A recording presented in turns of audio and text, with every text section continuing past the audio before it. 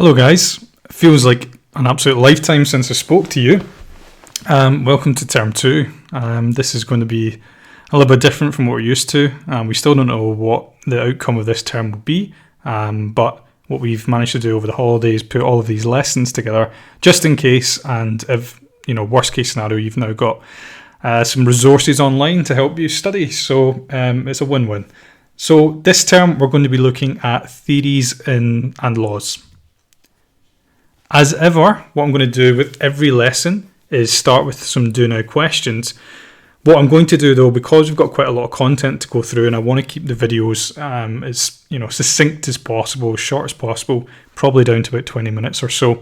What I'll do is I'll flash the do now questions up on the board like these ones, and then I'll immediately skip to, I'll give a couple of seconds to let you pause the video.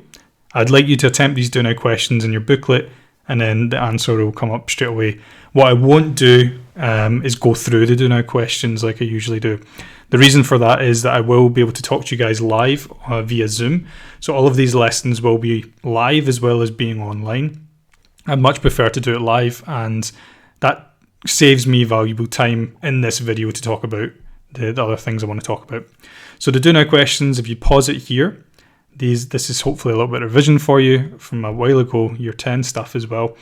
And these are important because we're actually going to be touching upon some of these theories again. So if you pause the video here, attempt these do now questions. Okay, so the answer to these do now questions hopefully should all be familiar to you. The Doppler effect, Alfred Wegener, and natural selection. So like I say, we're going to actually touch upon these subjects again this term in a little bit more detail. Okay, so lesson 1, week 1, you'll see in the booklet, and I'll do another video just to explain the booklet, but you should see every lesson is laid out like this, okay, so you can follow along as we go through the term. So lesson 1, week 1, I'm going to introduce theories and laws. So what is a theory, what is a law, and what is the difference between these guys?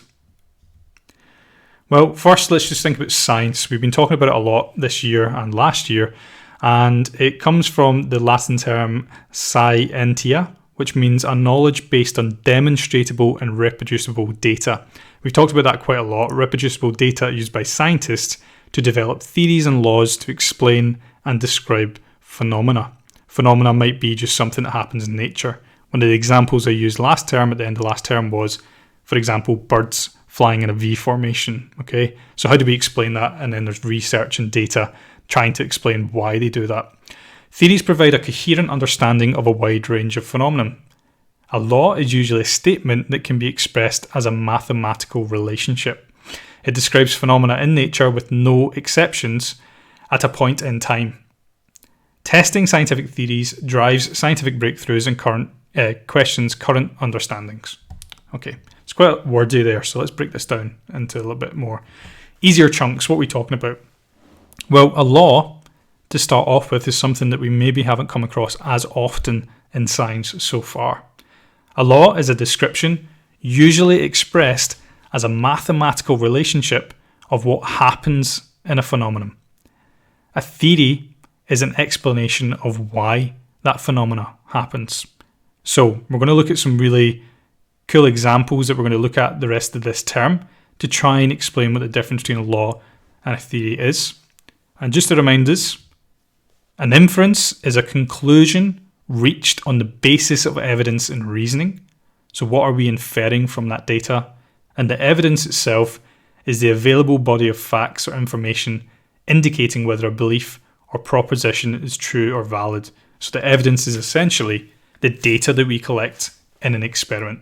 And we use that to come up with conclusions, generate theories, make inferences, and then conduct even more research. Okay, so there's some 4 broad definitions which will hopefully make more sense as I go through some real world examples. So one of the laws that hopefully you remember, this was way back in term 2 last year, so a year ago now, can you believe it? The law of conservation of mass. The law of conservation of mass was fairly simple. It says that matter cannot be created or destroyed in a chemical reaction.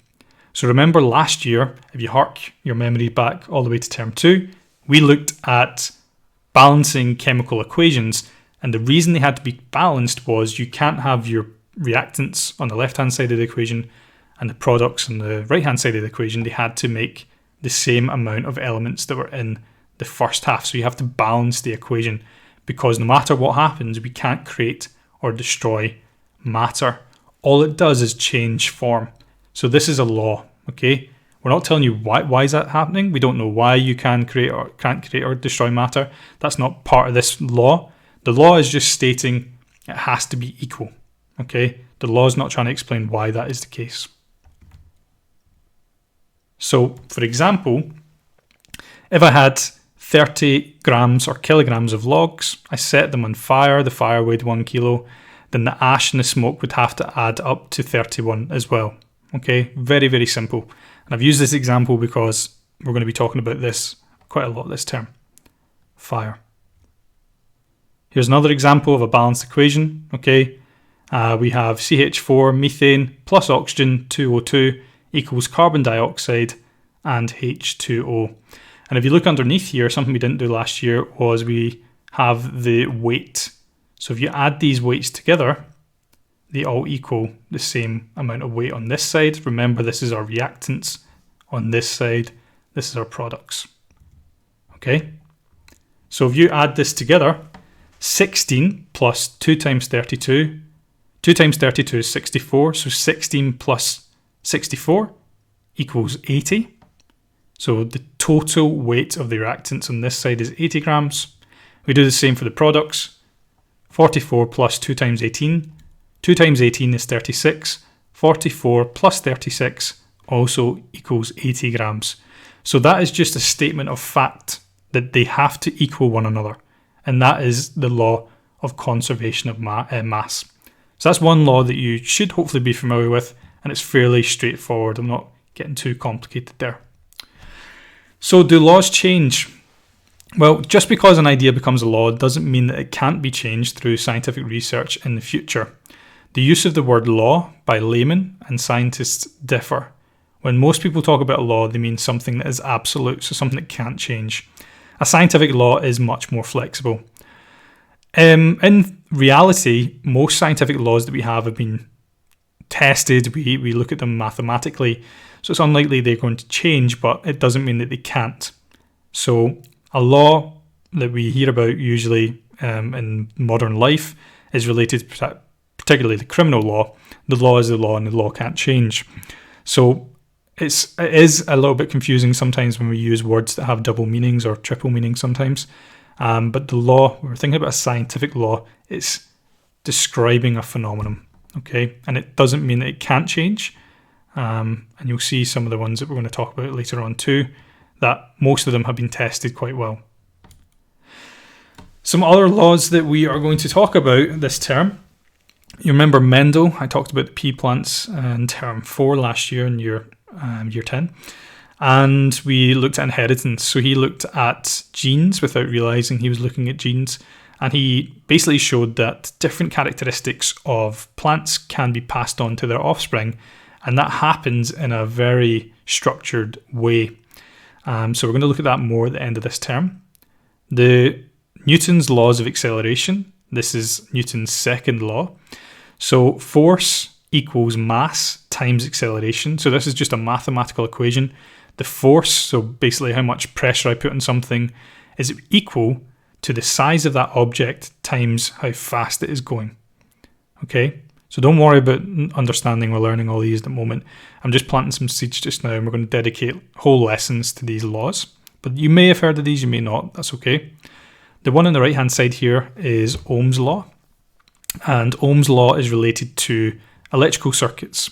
So voltage, amps, and Ohm's law are related to the power of electricity, the flow of electrons measured in current, the current which is measured in amps, and resistance that you can put into that circuit, which is measured in ohms.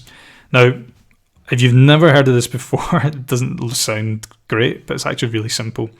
And the nice thing about laws is they are all related to mathematics. And I know that a lot of people don't like maths, but the nice thing about a law is once you learn it, it doesn't look great at the start, I'll admit, but once you learn that law, you're basically just substituting numbers into the equation and it allows you to calculate things. That is basically a law in a nutshell. So yes, they don't look great when you first look at them. Nothing ever does. We've done that a lot in science.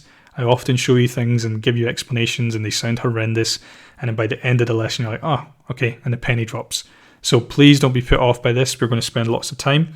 And it's actually quite fun when you learn the law that you can actually start doing these calculations and they're fairly straightforward. The last one is Avogadro's law, and not avocado. This dude here, I think he's got like 7 or 8 first names, seriously. We'll talk about him later on. But his law states that balloons all have the same volume. This means they all contain the same number of molecules. So we won't go into that too much just now, but again, it's a very straightforward law when we understand it. But when we first look at it, you're kind of like scratching your head, what the heck does that mean? So these are some of the laws that we're going to talk about this term. Theories are different in the way that they try to explain why something happens, okay?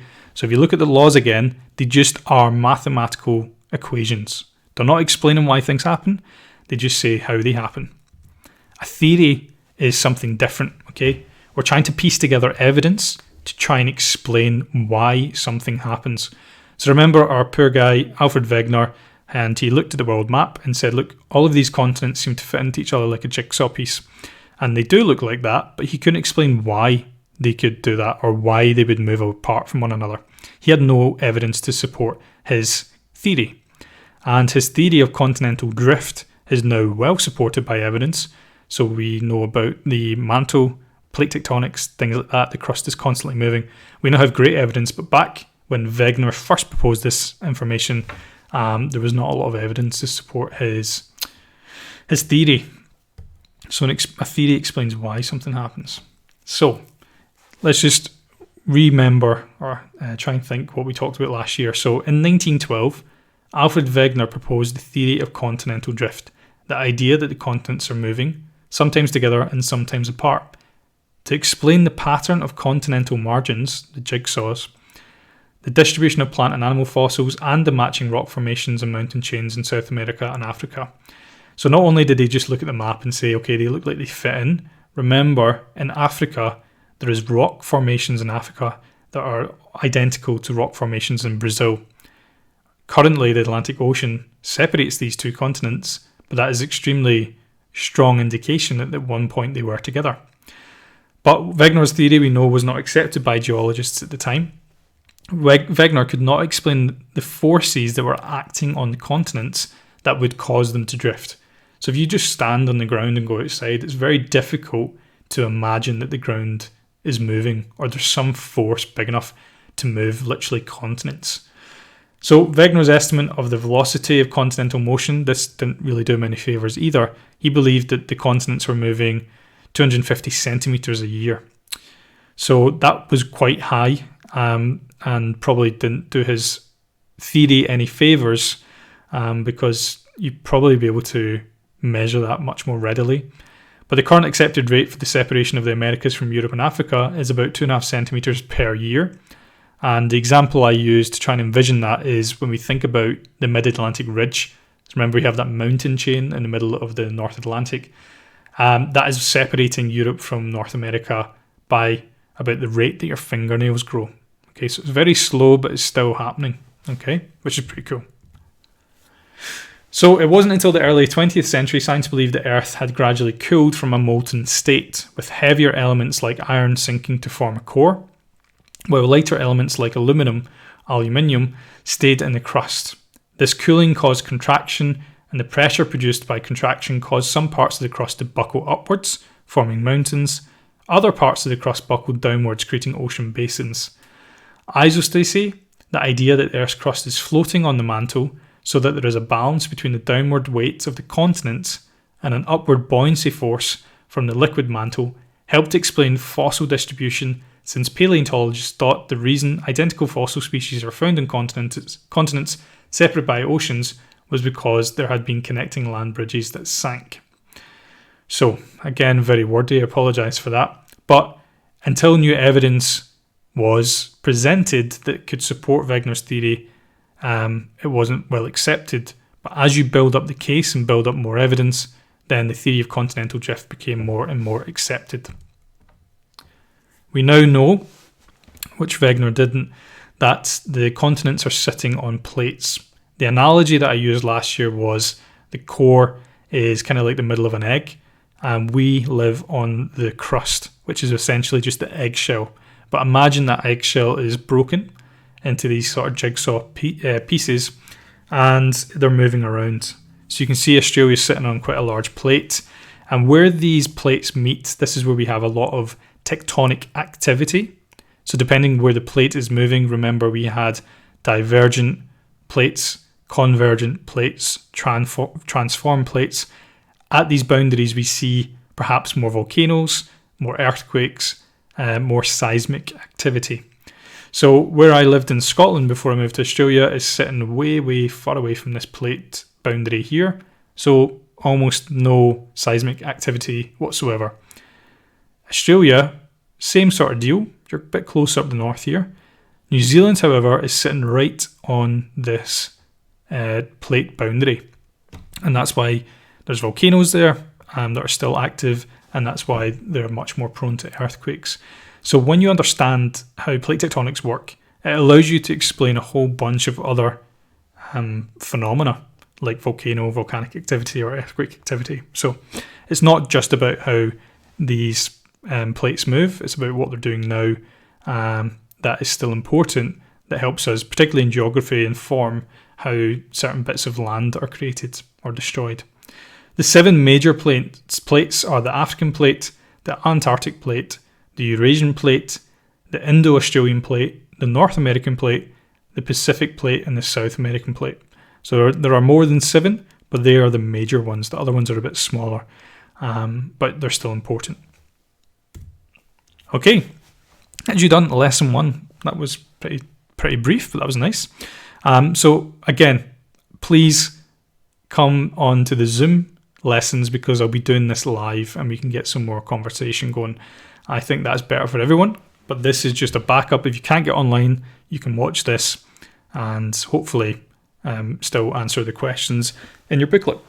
Okay guys, thank you. As Hamish always says, remember to brush your teeth. Thank you.